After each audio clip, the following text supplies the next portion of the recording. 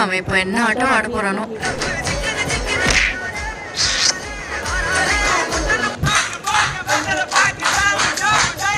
என்ன நம்மளோட ஓவர் ஆடுறான்.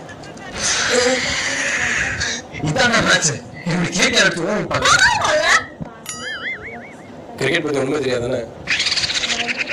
ஜெயிச்சது கேட்க அப்புறம் நான் ரசிக்கிறேன்.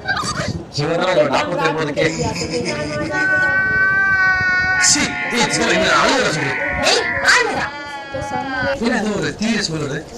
கடப்பார ஏன்னா கடப்பார ஆமா